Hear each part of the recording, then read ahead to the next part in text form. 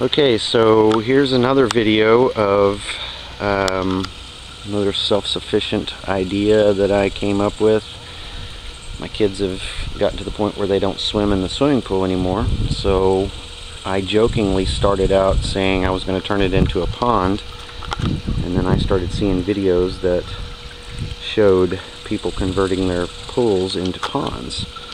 So what we have here is an old basically abandoned swimming pool, and I've decided to convert it into a pond. Right now it's not covered, but man, it's been so hot here. All these little deals you see floating, these were a little experiment in some hydroponics, I guess you could say. I had lettuce planted in those and they started doing okay, but then the heat just zapped everything, and so everything that was in there it's not working now, so we'll deal with that later. What's going to happen here, I've got tilapia fish in here, and I think there's a couple of goldfish or whatever, but basically what I've got is a couple of submersible pumps. The one on this side here goes back into this rock formation, which is basically a waterfall, and it feeds back into the pond. The one over there actually is pumping water out to another location across my yard to feed another garden that I've started, and I can show you that one later. But basically these rocks just help to filter the water a little bit. Not on a major scale or anything. I mean, I haven't really noticed that you can see that the water is pretty nasty looking, but it's clean enough you can actually swim in there. And there's tadpoles and fish and whatnot in there, but I use this water to basically feed all of my garden areas. So I basically pump it out, and then if I've got water hoses and stuff running around the yard, so if I need to feed a different area of the yard with some water, I just pump it out of here. So I have a series of water hoses running around the yard and things like that, so I can get water to where I need it.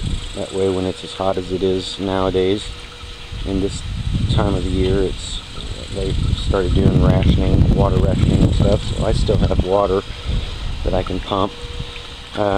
One thing I'll point out is this is where the clean out was, where your water would normally filter through to go to your pump.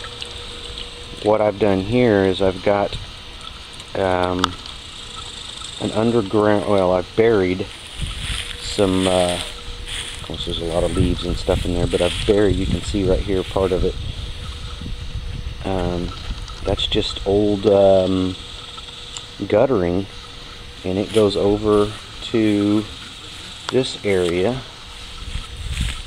Pardon the shadows. And it goes up and goes up to my guttering. So when it rains, when we do get rain, it runs underneath the ground over here, and it runs back over to the pond, swimming pool, whatever. It fills up that area, and it just kind of overflows and goes back into here, and it helps keep the water level.